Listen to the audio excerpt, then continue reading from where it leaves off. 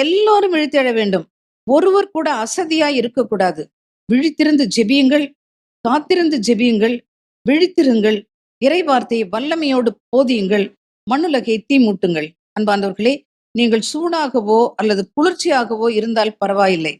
வெதுவெதுப்பாக இருந்தீர்கள் என்றால் நீங்கள் நிலை வாழ்வை நிச்சயமாக இழந்து போவீர்கள் என்பதை திட்டமும் தெளிவுமாக அறிந்து கொள்ளுங்கள். Praise lord. அல்லேலூயா. ஹalleluya. பரிசுத்த ஆவி எனும் அக்கினியால் நீங்கள் ஆட்கொள்ளப்படும் பொழுது பாவத்திலே மூழ்கி கிடக்கும் இதயத்திலே பரிசுத்தம் எனும் தீயை மூட்டுங்கள். அன்பு இழந்து தவிக்கும் இதயங்களிலே அன்பென்னும் தீ மூட்டுங்கள். அமைதி இழந்து தவிக்கிற உள்ளங்களிலே அமைதி என்னும் தீயை மூட்டுங்கள். மகிழ்ச்சியை இழந்து தவிக்கின்ற உள்ளங்களிலே மகிழ்ச்சி என்னும் தீயை மூட்டுங்கள்.